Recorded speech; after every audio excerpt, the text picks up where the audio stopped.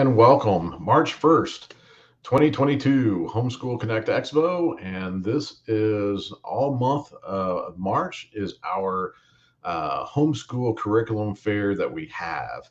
And throughout the month of March, we're going to be speaking with exhibitors. Some are new and some of them have been with us for years. But it's a great way to get to know our exhibitors and get to know kind of what they offer and more about film and everything. So that's what we're doing today. We've got Brain Balance, Dr. Rebecca Jackson with us. I'm going to bring her on, and she can kind of introduce herself and let us a little bit know a little bit about what she does. Let's bring her on here. And if you have any questions, we're live. So have any questions, feel free. It drops in and we'll get to them. But thank you so much for being with us today. And why don't you introduce yourself and let us know a little bit more about you and what you do? Sure. Hi, I'm Dr. Rebecca Jackson. I'm thrilled to be here with you guys today. I'm head of programs and outcomes and research for a company called Brain Balance. And Brain Balance is a company that is a drug-free company that really specializes in targeting and addressing areas of the brain that are holding kids back. So working to strengthen the networks and pathways and connections in the brain so kids are able to excel and live up to their full potential. That's awesome. I mean, I know as homeschool parent, one of the struggles we had was every kid was a little different. We had the outside pressure of everybody. Are you sure you're doing it right? Are you sure you can teach? Right? And that really hit when we had to kind of learn all the different learning things, and we had a couple blocks. And unfortunately, we didn't have anything like Brain Balance to kind of help us figure out and navigate those. So it put a lot of pressure on myself and my wife, but a lot of pressure on our kids to go through. But it was just kind of a natural thing. But unfortunately, we didn't know, because I only knew like dyslexia or these common big things, and I didn't realize there were so many other variables and other little things that could be causing a blockage. And that was pre-pandemic, right? Yeah. Everything in the last 22 months. And Sam, you hit on something that I'm not a homeschool parent, but I've worked with so many homeschool families over the years. And that's a common thread that I've seen in our homeschool families is so often they're putting so much pressure on themselves, kind of feeling like my child's success is hinging on me. And so often families would come to us saying, am I using the right curriculum? Am I teaching this wrong? What am I doing wrong that my child is struggling with learning, that we're having to repeat the same concept, or they're not mastering it and moving on? And the brain is so highly complex. And we find, there's not the one perfect curriculum for every child, every scenario. So rather than focusing on those external things, rather than changing the environment, we want to take a look at, is there something going on in your child, in their brain, in their development that's complicating the process, that's making it harder for them to pay attention, harder for that working memory to capture and hold and apply that information, harder for them to block out distractions, stay on task, focus, plan, all those things that's needed to be successful in learning. Cognition, learning is so complex, and it's truly dependent on our development. So if there's anything holding back aspects of development, it can complicate this process. Well, and then I like you said, in the pandemic part of it, adds a whole nother amount of stress and anxiety that the kids and the parents have. And we had a lot of people come into homeschool, and they realized that because they could see firsthand that their child had a deficiency of some kind, but they didn't know what it was. So either that, or they were able to put some personal time into their child, and they just grew exponentially, but they still had a blockage. And so I love how you were able to help everybody and the parents and help, the homeschoolers, find those blockages. Now, do you have like a self assessment, or how does your program work, and how do people get involved? Yeah. Um, we do have an assessment, and there's a couple different ways that you can do it. We do have brick and mortar locations all across the country. So we've got centers all over, but not everybody lives within driving distance of a center. So one of the things that we launched during the pandemic was the Brain Balance program from home. And it's interesting where that's always been a need, always been a want. Families for years have been asking us of, wanting to take advantage of the program, but not living close enough. And so that's always been on our company roadmap. And then the pandemic hit, and it just really accelerated that need. But we were able to go to market really quickly with an excellent program because it was already, so we were fortunate where we were heading in that direction anyway. So we do have a brain balance program from home. So you can do the program from anywhere. And that also starts with an initial assessment process. And as a parent, nobody knows your child better than you do. And one of my favorite things that, again, you touched on about our homeschool families is they are so aware of the challenges because you're seeing it firsthand. You're working with it on a daily basis. You see what's clicking, what's working. You see what the hangups are. And even if you don't always understand why the challenge is there, and I think it's so important to note, you don't need a label or a diagnosis for a challenge or a struggle to be real. Maybe it's not enough to warrant a full label or a diagnosis, but it's still complicating things, still holding things back. So with Brain Balance, you can start with an assessment. You can either do it in person at one of our locations all across the country, or you can take advantage of the virtual experience, which walks you through a process of understanding where your child should be in many areas right now, and red flags for, is this a developmental concern? Is this something that has been present for longer than 6 months? Is it something that's impacting multiple areas? Because that clues us into those are things that we're able to help address and have a positive impact on. And then also taking a look at your child's cognition. Cognition is our ability to learn, and it includes our ability to sustain attention and block out distractions, our memory, our logic, our ability to apply knowledge. So looking to see, is your child age appropriate in those foundational learning tools, and looking to see, is there an opportunity to strengthen or improve those areas? Okay, all right. Well, that I love that you have the brick and mortars and the online part of it. To be able to really take advantage. Like you said, the pandemic did a lot of good things. How unfortunate it was, but it does create some things, and that's why we have this online expo as well too, because of the pandemic. Of trying to get out there and let people know all the things, to provide them everything that is there available for them. And so, does your system cover, is it all learning, or is it specific through like math or reading and writing? If you have a brain, it applies at all ages, right? We never Yep. stop learning. We all have a brain.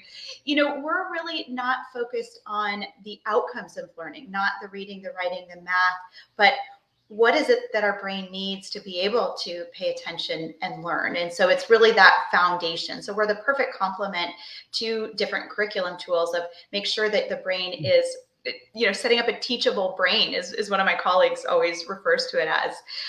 We do have some curriculum aspects that are a little more traditional of making sure that our kids have some foundational literacy pieces. Listening comprehension is a big part of the program as well, where we spend so much time on reading comprehension, but yet listening is an absolutely critical piece to our learning, to our social interactions. Is, can I process what I hear? Can I comprehend it? So there's also some auditory processing and listening comprehension curriculum aspects to the program as well. Okay. I have to say, one of my favorite things about our program is we always say that we work your brain the way you use it in real life. So often a child has a struggle in an area, and we tend to look at things by the symptom and focus on the symptom and then practice what that challenge is. But at Brain Balance, we're saying, okay, in real life, just even for this conversation that we're having, we've got visual information happening as we're watching each other's facial expressions. I'm processing what I'm hearing you say. I'm speaking myself, taking notes. all those things happen at the same time. And so we don't want to work on these foundational tools in isolation. The brain has to be able to bring all these pieces together at the same time.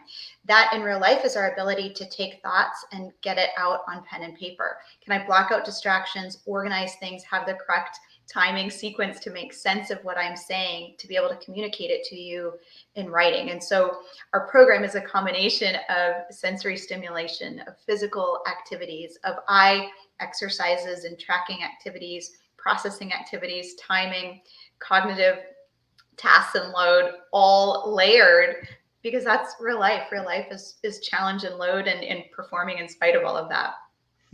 All right. I like that.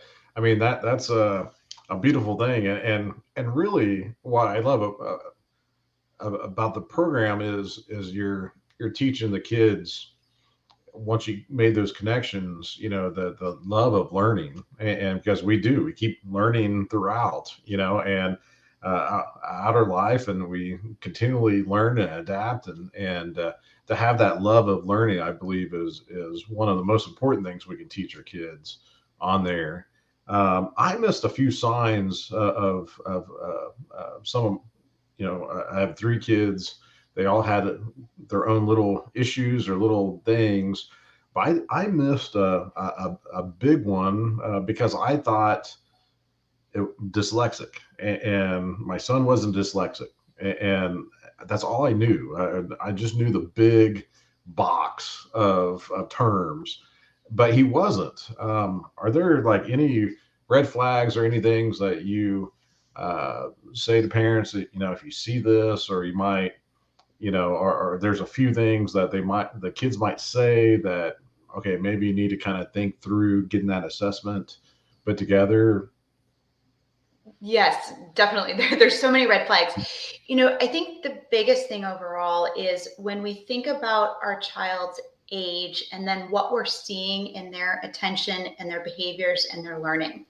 It's so easy as parents and teachers to make the assumption that my child's 10, so they should perform at this certain level. And we say it all the time as parents, right? You're 10, come on, you should be able to hang your wet towel up after you take a shower. Why am I still reminding you?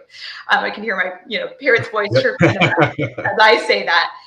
But the reality is, just because a child is 10 doesn't mean all aspects of development align with their age. So we can have a 10-year-old that maybe has aspects of their intellect and of their learning that's older than 10. We might have a 10-year-old that actually has the intellect of a 12 or 13-year-old in many aspects, but maybe has social emotional functioning of an 8-year-old.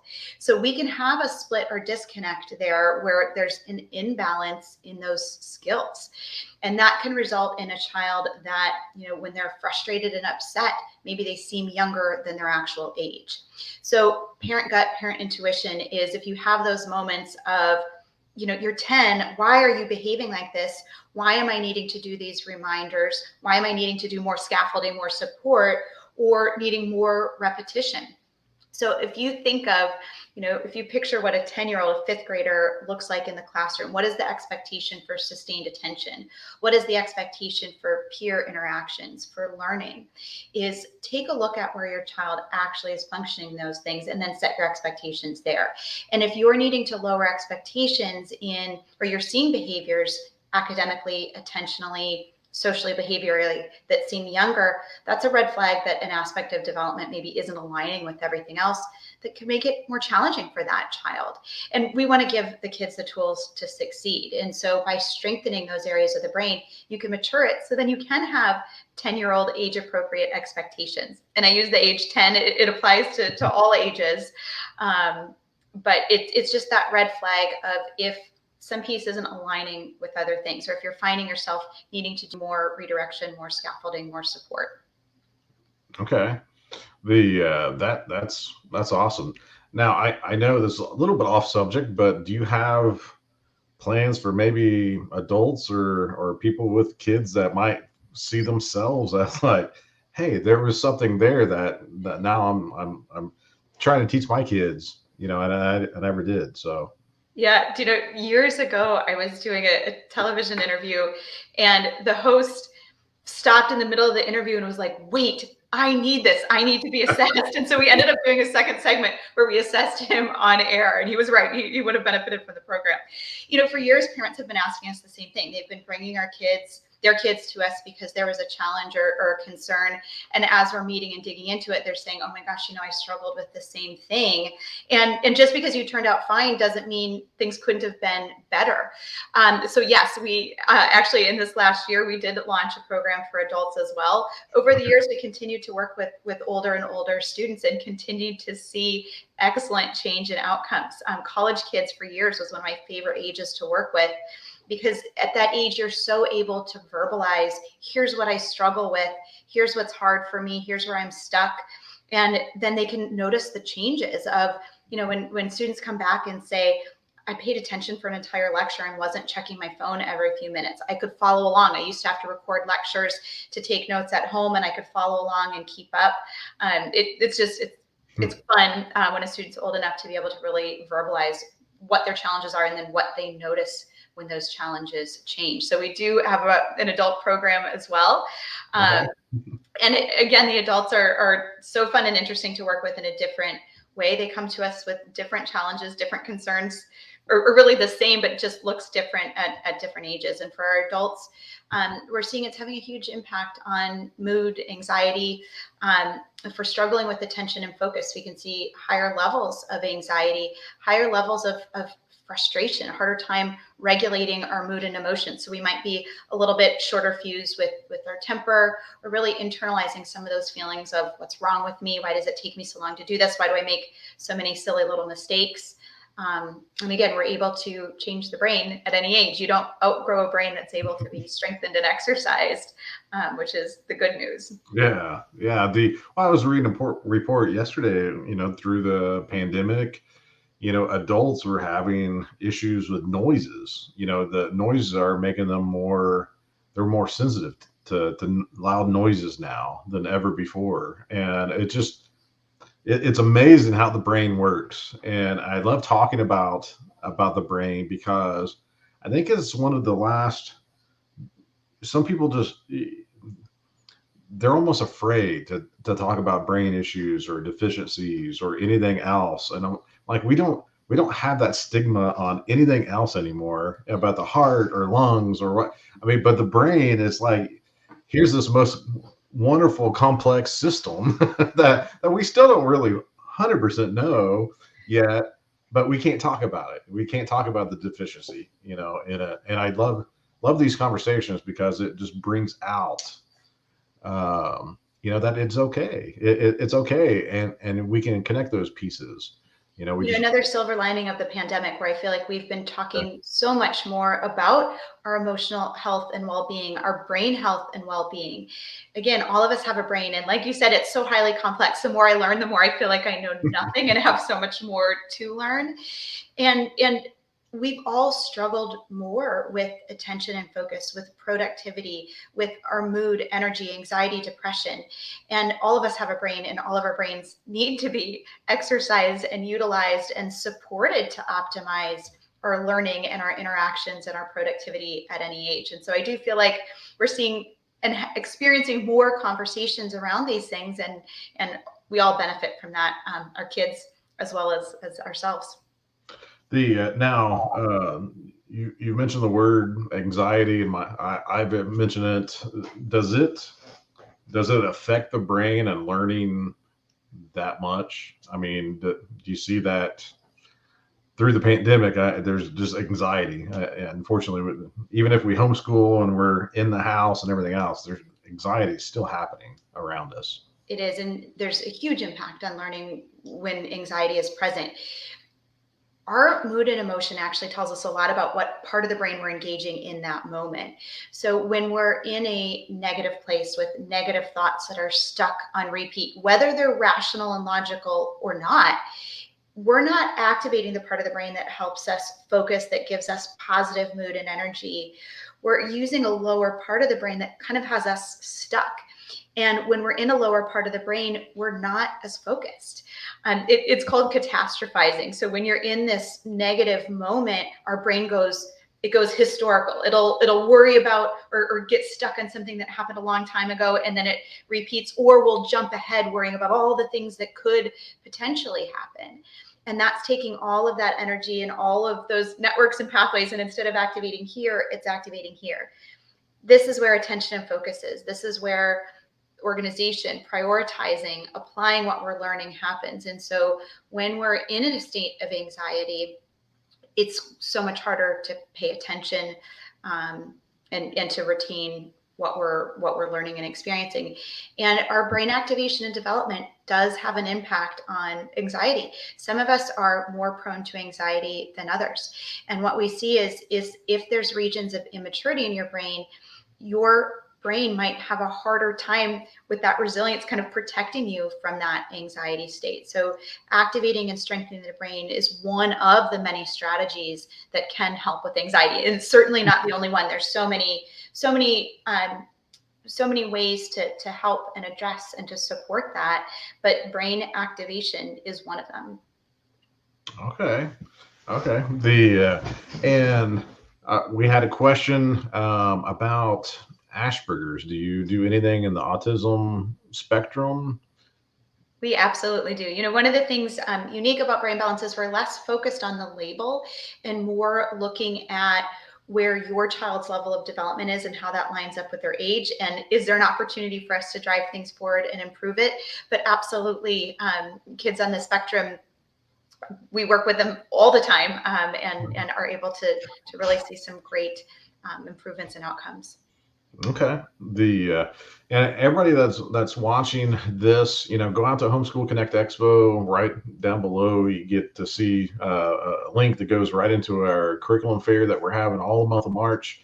And Brain Balance is right there. And click on it and check out their listing, their exhibitor booth. They're online with all the information and tips and videos.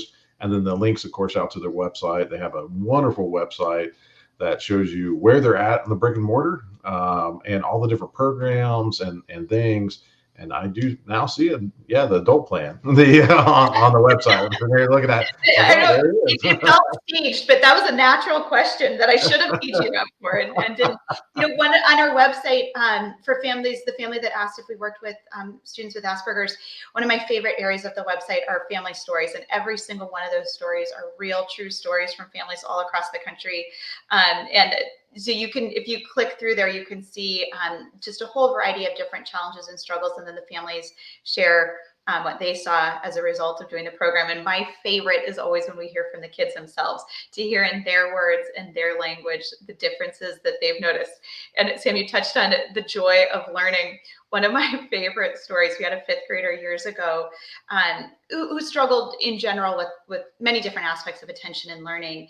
And he, over Christmas break, came back after the break and had reread all of the Harry Potter books.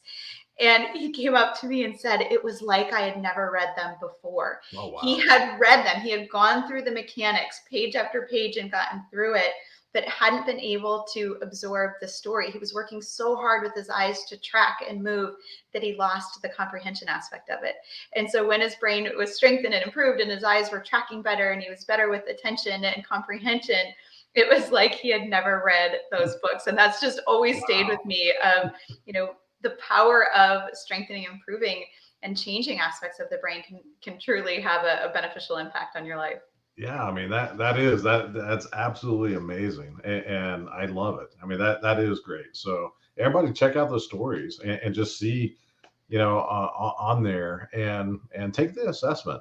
Go on there and get involved, because I unfortunately, I mean the I didn't catch it with my kids, and there was a little bit of strife, and there was a little bit of, things that we had to overcome on top of it, because we just didn't unfortunately know about brain balance, when we were raising our kids, but with our grandkids now, we will definitely know, if we see any of those flags, because it does just, there's no reason for it now. The one good thing about the pandemic, we're talking about it, we're going through, we're learning from it, and taking those positives from that huge negative that we had, and this is one of the positives that we can discuss this. and help the kids and help the parents of the kids, and hopefully help some adults as well too that slip through the cracks or have that same thing. Yeah. Something interesting that really struck me is we've always talked about ADHD as a childhood disorder, and Yeah. that term has changed of what they're referencing. It's now called a lifespan disorder. Is the struggles that are present in kids, we don't always outgrow it. Just like I said earlier, things look different at different ages, and as adults, we tend to do better with putting support mechanisms or coping strategies in place. But our goal is let's not have to do additional strategies, and let's not have to cope. Let's strengthen those areas so that we get to put more energy into fun things like learning. Yeah, the awesome. The and that's why I love having this, because we get to really get to know and get some questions and really try to hopefully get people to understand what brain balance is and get them involved in what you're doing, especially if there's any challenges or anything that's going on that they might have. That it's a great way to attach around a curriculum and to really help the kids, that joy of learning, that they need to get. And if they get it, I mean, man, their future is bright on there. So I so much appreciate your time, that you've come on here and let us know a little bit more. And everybody just jump in and get involved in brain balance and take their assessments. Check out their website. And before we leave, is there anything else that we might not have touched on that you might want to say before we head out of here? You know, just parents, trust your gut. If there's something that's keeping you up at night, something that you're worried about, find out more. You don't have to worry. Knowledge is power, and it feels good to have an action plan in place to know that if there's a challenge, you're taking action steps to move things forward, and we're here to help with that any way we can. Thank you for having us. Awesome. Hey, appreciate it so much, and have a good rest of the day. Hey, appreciate it. You too. Thanks. Thanks. Bye.